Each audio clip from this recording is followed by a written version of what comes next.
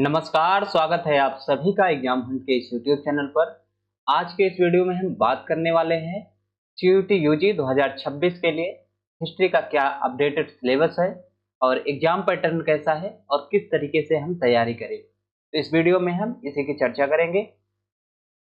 अगर आप चैनल पर नए हैं तो चैनल को सब्सक्राइब कर लीजिए, बेल आइकन को प्रेस कर दीजिए और आप गूगल प्ले स्टोर से एग्जाम हंट ऐप को डाउनलोड कर दीजिए और आप गूगल प्ले स्टोर से एग्जाम हंट ऐप को डाउनलोड कर लीजिए। वहीं पर आपको सारे पीडीएफ और टेस्ट मिलेंगे। सीयूटी यूजी 2026 के लिए जो हिस्ट्री है इसका कोड 314 होने वाला है और अब इसका जो अपडेटेड सिलेबस है ये मैं आपको दिखा देता हूँ। इसके पहले मैं आपको एग्जाम पैटर्न के बारे में बता देता हूँ कि एग्जाम पैटर्न कैसा होने वाला है। तो एग्जाम के लिए टोटल आपको 1 घंटे का समय मिलेगा। इस 1 घंटे में आपको 50 क्वेश्चन हल करना होगा और ये सारे 50 के 50 क्वेश्चन आपके सिलेबस से होंगे और 50 के 50 क्वेश्चन आपको करना कंपलसरी है। अगर आप सही उत्तर पर क्लिक करते हैं तब आपको +5 मार्क्स और गलत आंसर पर क्लिक करते हैं तब आपको -1 मार्क्स आपको मिलेगा। तो टोटल हम यहाँ देखते हैं तो ये आपका पेपर 250 मार्क्स का होने वाला है। अब हम बात कर लेते हैं जो इनका अपडेटेड सिलेबस है, सिलेबस में क्या-क्या चीजें हैं। सीयूटी यूजी 2026 में हिस्ट्री के लिए आपको टोटल यहाँ पर 3 किताबें पढ़नी होंगी। पहली किताब आपका है themes in Indian history part 1, भारतीय इतिहास के कुछ विषय भाग 1 और ऐसे ही आपका दूसरा पार्ट है और सेम ऐसे ही तीसरा पार्ट है। तो टोटल आपको यहाँ पर 3 किताबें पढ़ने को मिलेंगी। तो पहली किताब में क्या है ये आपको हम दिखा देते हैं। पहली किताब में थीम 1 है the story of first cities Harappa archaeology, प्रथम नगरों की कहानी हड़प्पा पुरातत्व। इसमें हड़प्पा सभ्यता के बारे में हम जानेंगे, सिंधु घाटी सभ्यता के बारे में जानेंगे, सिंधु घाटी सभ्यता की विकास कैसे हुआ, कृषि और उसमें प्रमुख शहर मोहनजोदड़ो में जो चीजें आपको बनी हुई मिलेंगी, स्नानागार हुए तो इसके स्थापत्य कला और वहां पर जो आपको बॉडी देखने को मिलेगी, शव देखने को मिलेंगे और इसके साथ ही आभूषण, वस्तुएं और किस प्रकार से हड़प्पा सभ्यता का पतन होता है इसको हम इस चैप्टर में अच्छे तरीके से देखेंगे और इसके साथ ही साथ हड़प्पा सभ्यता में, सिंधु घाटी सभ्यता में कैसा व्यापार होता था इसके बारे में हम देखेंगे। दूसरा चैप्टर है political and economic history, how inscriptions tales a story, अभिलेख या शिलालेख कैसे कहानियों को बताते हैं। अभिलेख या शिलालेख वे होते हैं जब प्राचीन काल में हमारे पास कागज नहीं होते थे या कागज अगर उपलब्ध होते थे बहुत कम मात्रा में होते थे, ऐसे होते थे जो क्षण भर के लिए होते हैं। तो चीजों को लिखने के लिए बड़े बड़े पत्थरों का यूज किया जाता था, उन पर चीजों को लिख दिया जाता था, चाहे वे किसी लिपि में लिखे गए हों या किसी पशु पक्षी या किसी इंसान की तस्वीर बना दी गई हो। तो ऐसे जो है चीजें आपको इसमें देखने को मिलती हैं। तो इन चीजों को हम इसमें पढ़ते हैं और इसके साथ ही साथ इसमें हम 16 महाजनपद जो मगध है, अंग, चंपा, इन सब चीजों के बारे में हम पढ़ेंगे। साथ ही यहाँ पर कैसे धर्म का विकास होता है, धर्म के विकास के साथ राजा के पास अपनी दैवीय शक्ति होती थी। राजा ये कहता था कि उसको जो शक्तियां मिली है डायरेक्ट भगवान से मिली हुई है, गॉड से मिली हुई है। जो राजा कहता है वो कहने का मतलब है कि भगवान द्वारा कही गई बातें हैं। तो ऐसी दैवी शक्तियां यहाँ पर आपको पढ़ने को मिलेगा।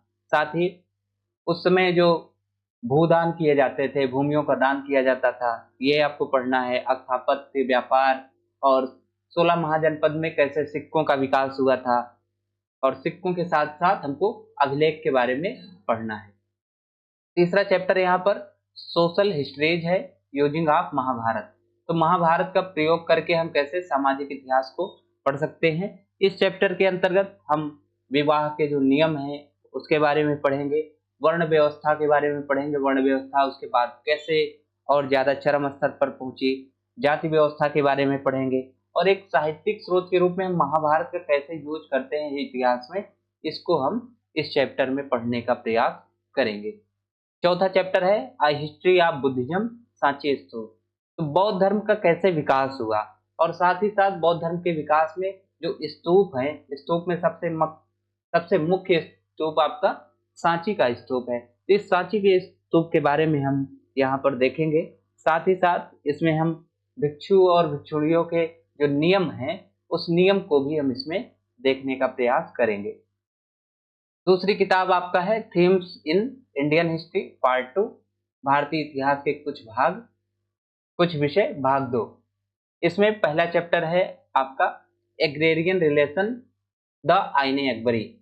आईने अकबरी में कैसे कृषि के बारे में बताया गया है, इन चीजों को हम पढ़ेंगे और इसमें हम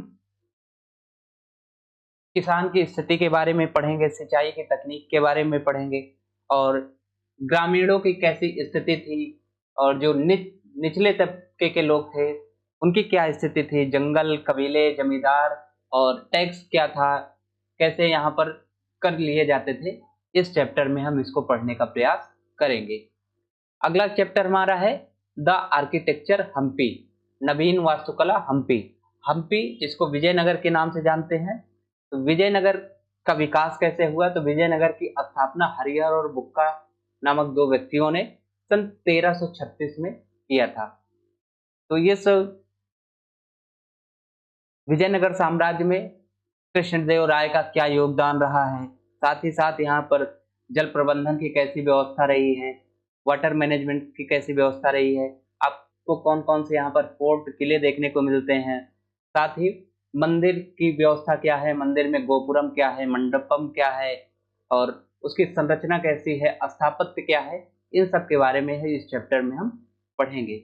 और अगला चैप्टर है रिलीजियस हिस्ट्री द भक्ति एंड सूफी ट्रेडिशन।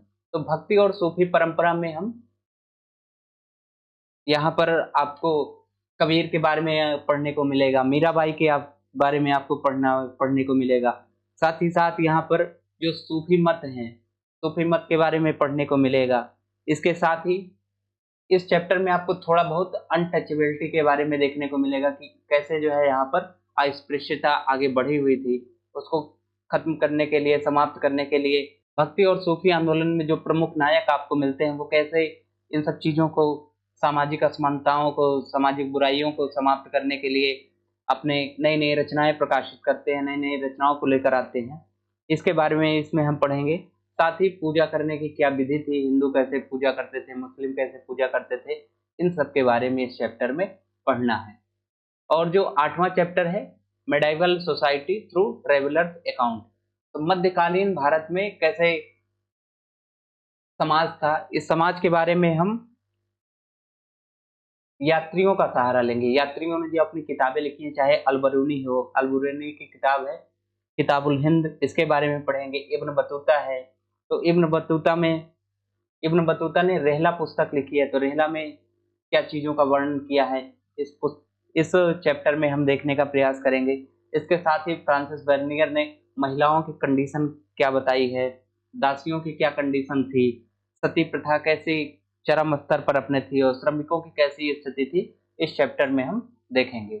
और जो तीसरी किताब है themes in Indian history part 3, भारतीय इतिहास के कुछ विषय भाग 3, इस चैप्टर में इस किताब में हम उपनिवेशवाद और ग्रामीण समाज, आधिकारिक रिपोर्टों के साक्ष्य, इसमें colonialism and rural society, evidence from official report, अंग्रेजों के आने के बाद बंगाल, बिहार, उड़ीसा, इन सब में कैसे जमींदारी प्रथा अपने एकदम चरम स्तर पर जाती है।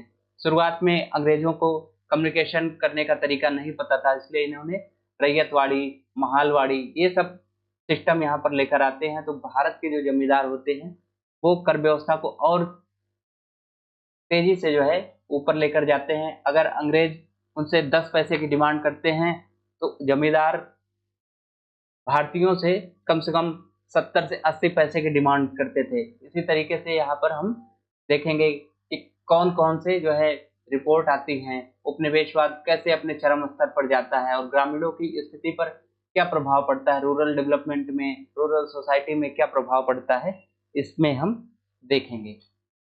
अगला चैप्टर है हमारा रिप्रेजेंटेशन ऑफ 1857, 1857 का प्रतिनिधित्व।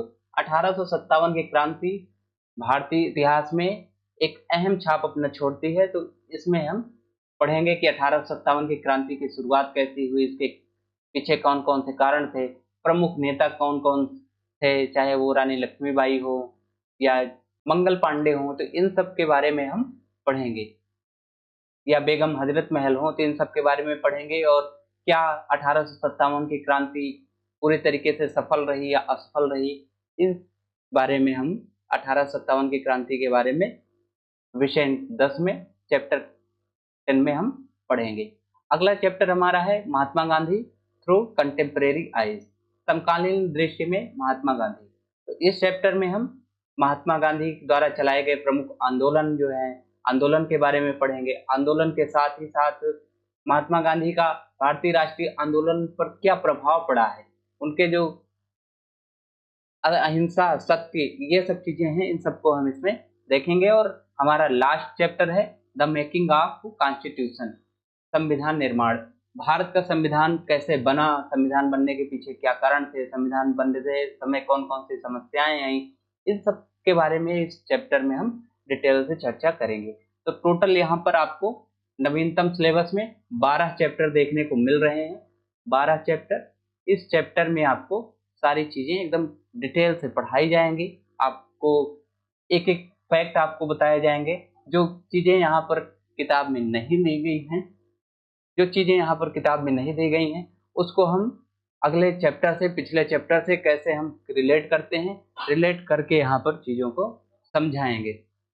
और साथ ही साथ जब चैप्टर आपका कंप्लीट हो जाएगा तो उसके बाद आपको कुछ टेस्ट प्रोवाइड कराए जाएंगे, एमसीक्यू कराए जाएंगे। इसके लिए आपको गूगल प्ले स्टोर से एग्जाम हंट ऐप को डाउनलोड कर लेना है। वहीं पर आपको फ्री नोट्स, पीडीएफ, ये सारी चीजें आपको मिलेंगी। तो जो भी बच्चे सीयूटी यूजी 2026 की तैयारी करना चाहते हैं उनको आप चीज़ों को बताइए कि एग्जाम हंट एकदम फ्री क्लासेस लेकर आया हुआ है, ज़्यादा से ज़्यादा आप इसको शेयर करिए। ऐसे ही चैनल से जुड़े रहें। मिलते हैं क्लास के साथ। बहुत बहुत धन्यवाद।